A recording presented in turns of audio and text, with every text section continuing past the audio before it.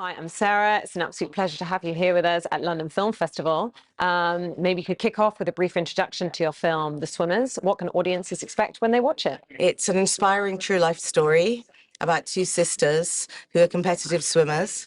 And I think that you probably come away from it feeling emotional and inspired, hopefully.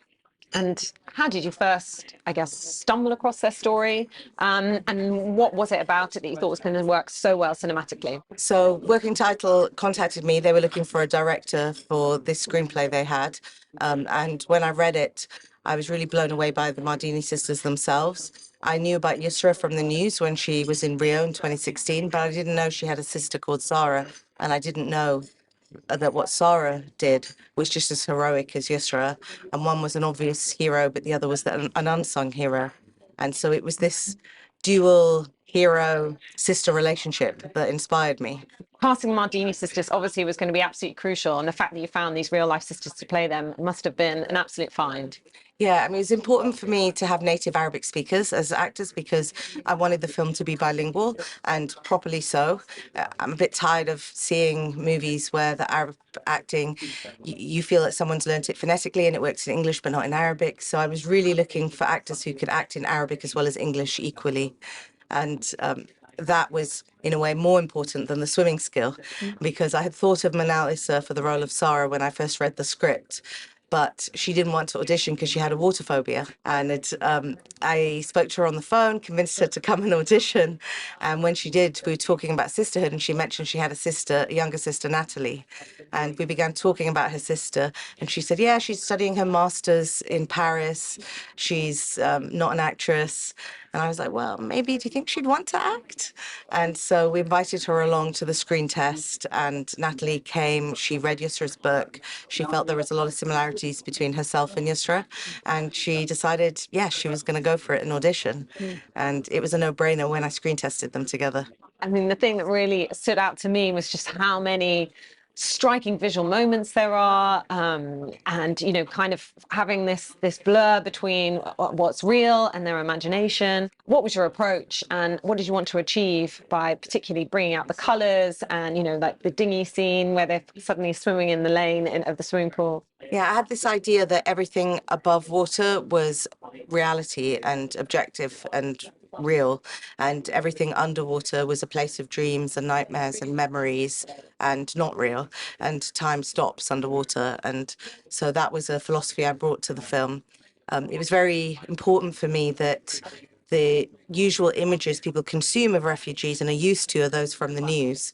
And I wanted, rather than people watching this story and feeling sympathy like they do when they watch the news and then turning the channel off and switching off, it was important that it was a more empathetic experience because empathy is so much more powerful than sympathy. And that's really the power of cinema, is to be able to walk a mile in someone else's shoes.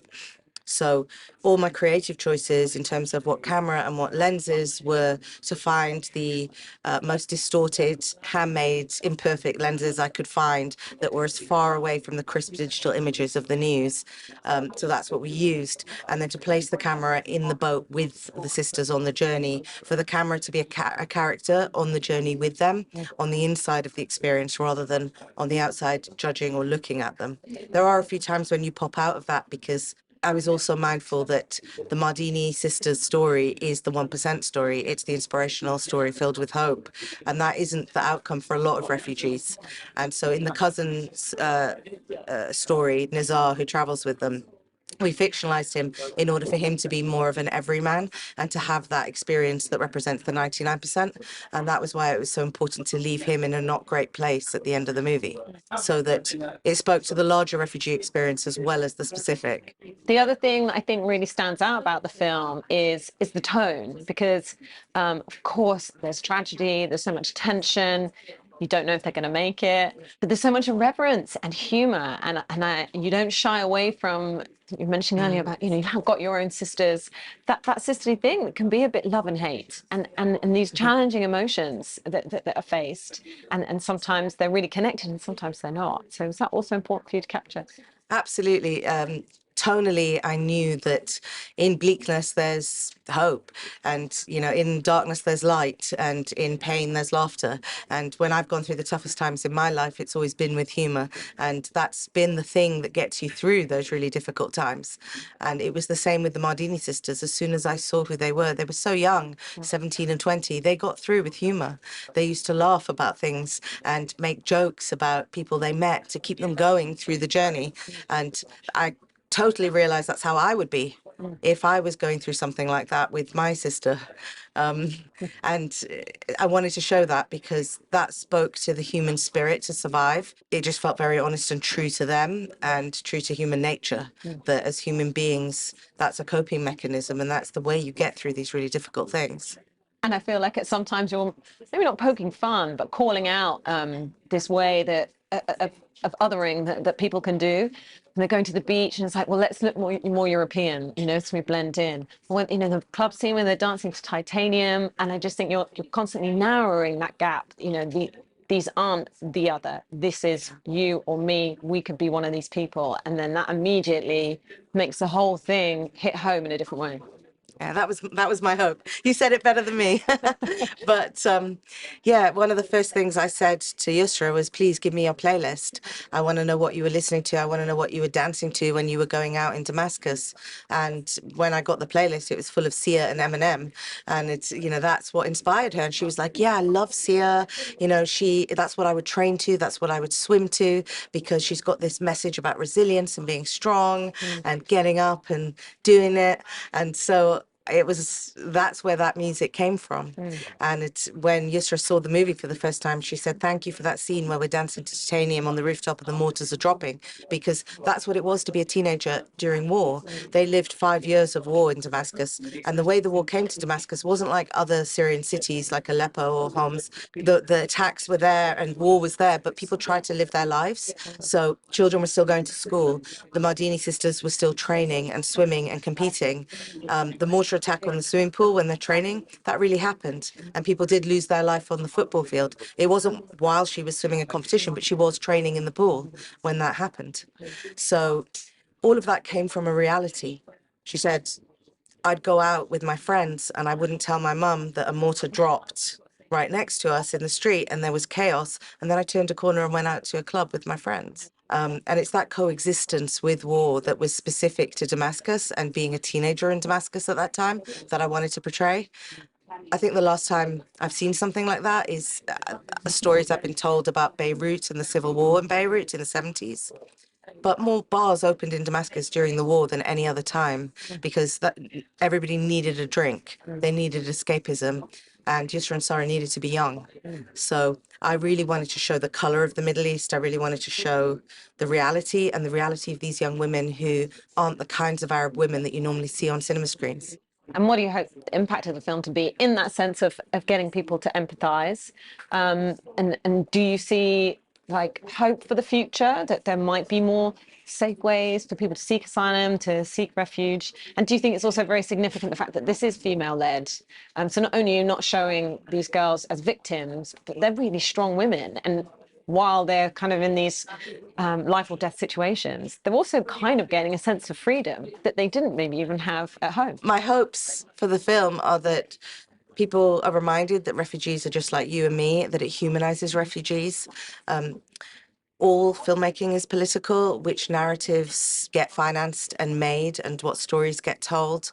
As a director, where you put the frame, whose perspective, where you place the camera, whose perspective you're telling the story from, is a political act in a way. And so I really was trying to make the politics with not with a capital P, but with a lowercase p, and for us to be able to lean into this inspirational and universal stories of sisters, and the sports movie aspect of it. Nobody wants to be preached to, but yes, my hope is that to break down those barriers of otherness, because refugees are people, ordinary people. And in the world today, it feels like we should come up with a global solution to the fact that people are being displaced, whether it's because of war or now with the climate crisis coming. We're going to see more of this. People just, why I suppose the personal thing for me is I grew up in Egypt. My mum is Welsh, and she chose to come back to Wales to give birth to all her children so we could have a British passport. And then she went back to Egypt, and I was raised there. And that passport has allowed me freedoms to become a filmmaker, to live a certain life, to be able to travel freely. But I know in the lottery of life, so many people who haven't had that freedom. And it does seem quite unfair to me that people who are trying to flee really serious things and just have safety and a better life, which feel like human rights, quite Absolutely. frankly, why shouldn't they be allowed to do that? What does it mean to you to be here at London Film Festival with the film, and what are you going to work on next? So it's so exciting to be at London Film Festival to show the film on home turf. It's been a long wait. The Swimmers has been a 4-year journey for me. So it's lovely to realise it and finally share it with British audiences. And the reception's been lovely here in London. Yeah, I hope to keep making films. I mean, I'm shooting something at the moment. I'm a week in, so I'm back on set tomorrow. And yeah, I love making films. So. Do you think there's enough diversity at the moment in terms of filmmakers, female filmmakers, stories being told about the Middle East? We've got a long way to go. Still a long way to go, but just keep chipping away. I feel that if we all do our best work and keep going, it's about he who lasts the longest. So, or she who lasts the longest, I should say. Well, that's a brilliant note to end on. Thank you so much for sharing all that with us, and can't wait Yeah. for everyone else to see the Swimmers. Thank you. Thank you.